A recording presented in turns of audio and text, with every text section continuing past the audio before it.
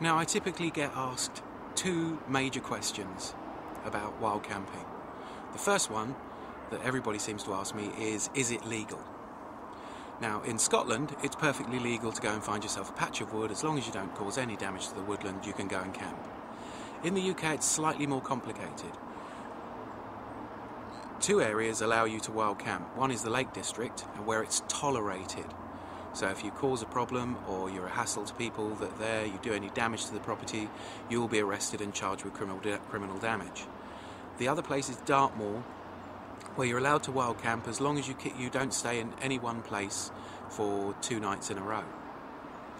Outside of that, you can wild camp as long as you've got permission of the landowner, and you make sure that you've got their permission and you don't do any damage.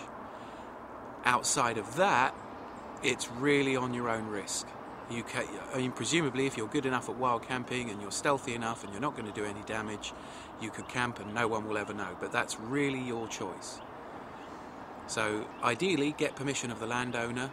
They can only say no. If you explain that you're doing it in a more bushcraft thing, reference people like Ray Mears and Bear Grylls, even though that's not entirely what you're doing, people will then understand what it is you're trying to do. A lot of landowners are pleased that, chunks of their land are being used for some purpose. But you have to be absolutely scrupulous on taking everything out with you, making sure you don't leave any mess or any litter behind you. And I would say that's good practice anyway, because the more people who leave lots of rubbish and lots of mess all over the place, the more people will come through their woods and check for people camping, and generally the habit of wild camping will fall into disrepute and people will be very anti it. The second question is one that people are more worried about.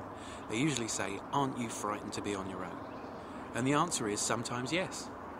That's the point of an adventure.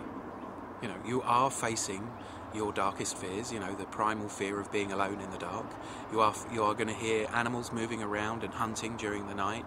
You're going to hear owls, bats, badgers, foxes, all the sorts of things that you'll normally hear. And random noises where trees just shed bits of limb and shed leaves and stuff like that. Even the sound of a leaf falling on top of your tarp might be enough to wake you up. But as you get more and more comfortable with doing it, as you get more psychologically comfortable with doing it, you'll find that you don't mind it as much. And I think that, overcoming fears is a good thing. If you can do it in a safe way, overcoming a fear, probably something worthwhile doing. So yeah, it is frightening, and in some cases it can be illegal. And you have to decide what the level of fear that you can deal with is. For the first couple of nights, I wouldn't sleep without my knife on my belt. Just in case some boogeyman come and got me in the forest. And people who live, a fairly adventurous lifestyle tend to look at me like I'm a bit crazy for coming out in the woods, and that's okay. But, it's one of those things that you learn to do, you overcome it, in the same way as you'd overcome any fear. If you're frightened of falling in the water, it'd probably be a good idea for you to learn to swim a bit. If you're frightened of confined spaces, it might be a good idea to overcome that rather than have that handicap and have it happen at the very worst time, like in an emergency. In an emergency, I could sleep in the woods. I've overcome that fear. In an emergency, I can provide myself with shelter, and to be quite frank, in an emergency, I could probably just curl up on the forest floor and go to sleep. So you have to decide what your level of comfort is and overcome it if you want to do this.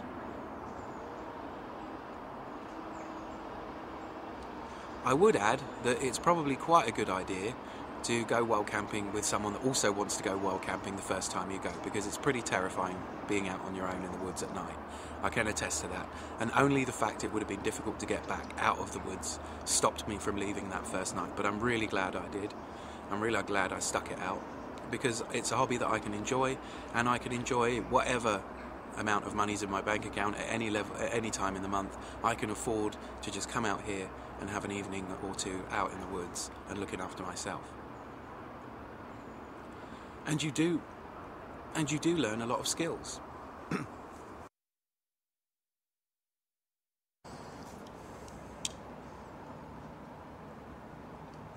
Just want to talk a bit about fire steel. Really ubiquitous. Everybody's got one. Anybody that goes bushcrafting generally has one, but if you're coming from a wild camping perspective, you might think, just take a lighter. The fire steel will produce sparks in almost any weather, and they're really, really hot sparks. So if you're, for instance, just going to start a campfire, fire steel will do it. It's kind of a backup for me, because I generally tend to use a cigarette lighter to light fires, because it's quicker. The concept of lighting a fire is not the be all and end all, but they are, they're fun. It's a good thing to learn. This particular brand is going to probably light 2,000 or 3,000 fires in its lifetime, which is a lot better than a lighter. It's nice to have, as we've mentioned, you possibly will find out in the later bits of the series. I'm very big on redundancies and different styles of redundancies for different conditions. Use the Leatherman. Just take the file off the Leatherman, although it will wear down the fire steel a lot quicker, but the file on a Leatherman or a simple heavy duty file, the edge of it will produce a lot of sparks. And you point that at the cotton wool or your base tinder that you're going to light with. Cotton wool is one of the easiest ways to light a fire with a fire steel, although you can use a piece of birch bark, put it silver side up and put some scrapings in. Scrape up the top layer of the skin of the birch bark and then strike down, and it'll light.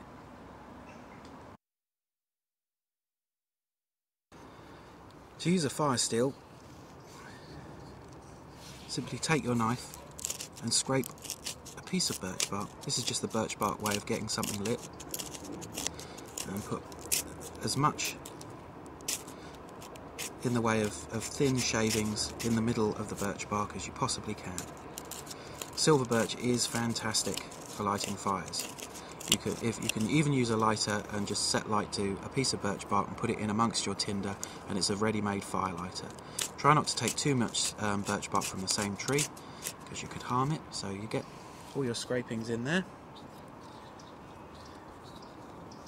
I'll use my favourite method of using the fire steel, which is the file from a Leatherman tool or similar. Any kind of multi-tool will do. Place the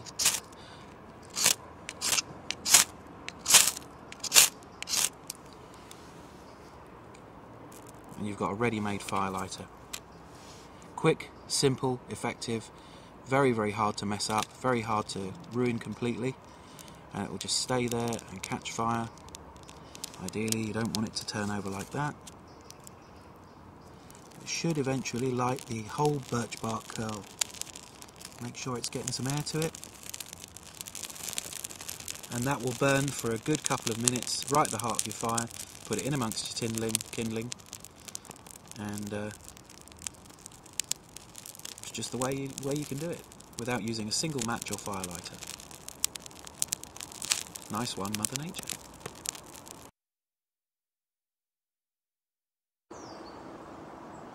Here's a really important tip for when you're out in the woods.